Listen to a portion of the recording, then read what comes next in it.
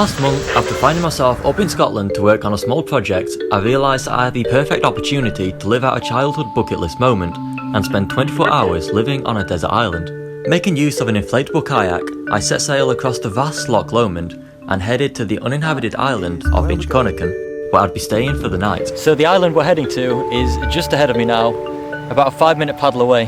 After about an hour of slow paddling, I made it to a beach on the island and had a quick look about. To my surprise, the area was scattered in litter, and even though some of it was useful to me, most of it put me off staying. So I moved on to another part of the island, to a part which was much more untouched. Here I faced the opposite issue. Being total wilderness here, there was nowhere flat where I'd be able to pitch my tent. This place is proper wilderness, but there's absolutely nowhere flat to put my tent. So I moved on to an area that was actually once inhabited, and tonight, since it made the perfect campsite, it was going to be inhabited once again. This part looks perfect, right next to the water. Not gonna lie, this place looks super creepy. Like, this is definition of a desert island. There's straight up just a whole bunch of like abandoned buildings.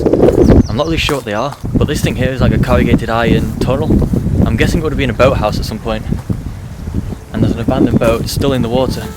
Covered in small abandoned structures which evidence the former residential activities of the island, alongside a largely untouched forest, this island offered a lot to explore. This place just feels like one big wasteland. It's a bit concerning that there's been a fire here, to be fair. I found loads of beer bottles. There must be a lot of people that visit this island, but it's truly deserted, that's for sure. There is absolutely nothing left of this place anymore. There's like 3 stairs and a bathtub. What a shame.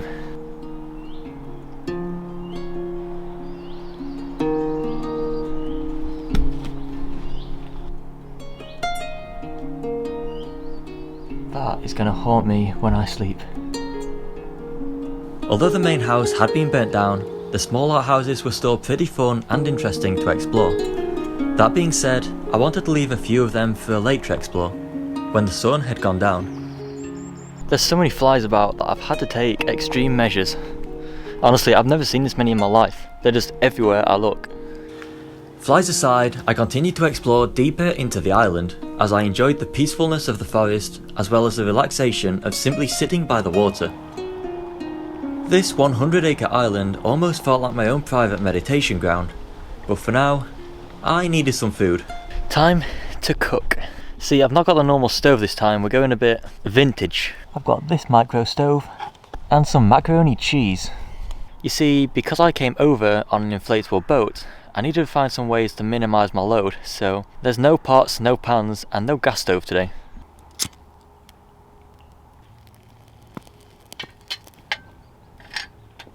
This is not going to work. I swear, if this works, I am never using a gas stove again. Sure, this method might not be FDA approved, but for now, I ignored the health and safety aspects and just wanted to eat something that didn't have wings and offered me more than a single microcalorie. I mean, it's a little bit warm.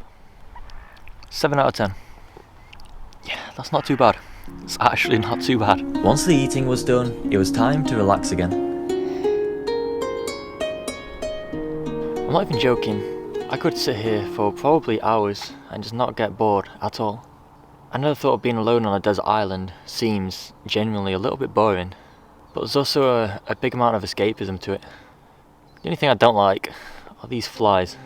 As nighttime drew closer, I decided it was time to do another explore and check out the abandoned buildings which I didn't go inside earlier. Okay, time to explore the woods and the remaining abandoned buildings. So I kind of want to go to that one down there. This place is definitely creepy at night. Although there wasn't a ton to see, the darkness added a different vibe to the area, as my curiosity pushed me to get into the areas that I hadn't yet seen, but access was proving a little bit hard. Well, that seems to be the only way in. And that seems to be an anticlimax.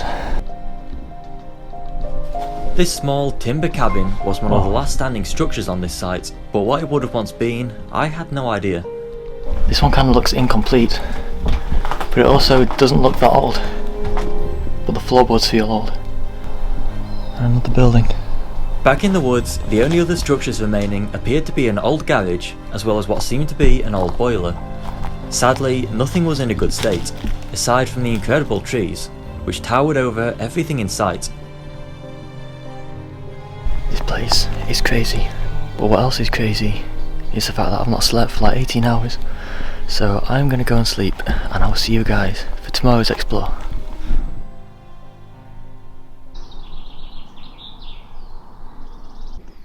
Day 2. Let's go. The next day, the only thing on my mind was exploring. I wanted to see what else this island had to offer. So this morning I was gonna go deep into the woods. I don't really know what I'm looking for. I guess I'm just exploring a bit more. Then I need to get some food. And after that, I'm not 100% sure what I'm gonna do. I might even sail over to another island. The exploring here could have been endless, as the whole island was a nature paradise.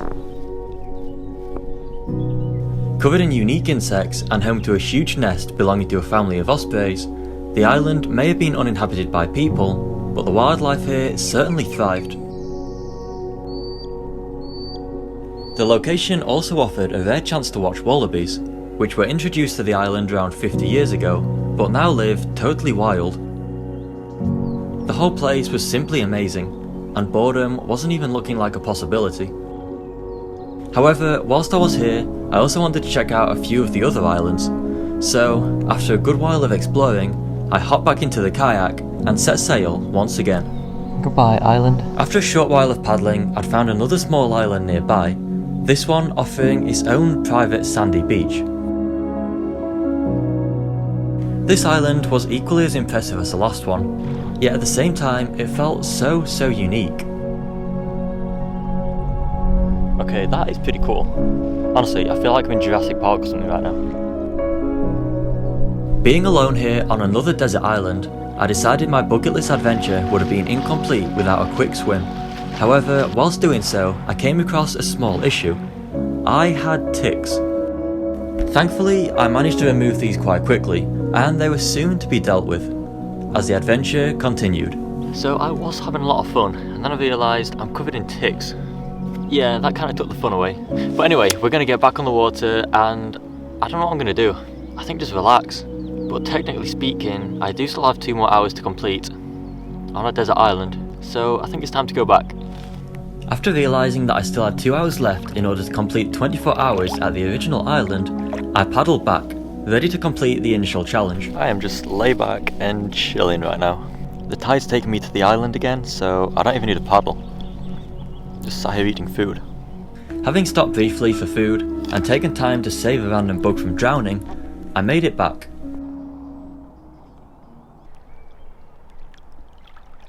With only a few hours left here, I completed the mission with a quick litter pick. Well, that's all they have. Before completing the desert island checklist, I danced like nobody was watching, built a sandcastle, relaxed by the water, failed badly at building a campfire, and shouted my secrets for nobody to hear.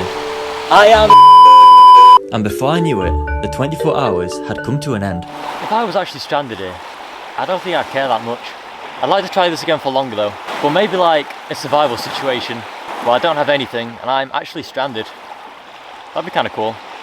But anyway, for now, I think it's time to get off this island. I have actually made it to 24 hours, although I might actually stay a bit longer to be honest. That being said, my memory card is almost full, so I'm going to have to wrap up this video here. So thanks for watching, and I hope you guys enjoyed watching me living on a desert island. I definitely did. I sailed back later in the evening and watched the sunset from the comfort of my boat, a fitting ending to this relaxing adventure, an adventure that I'll always remember and would absolutely love the chance to have a go at again in the future.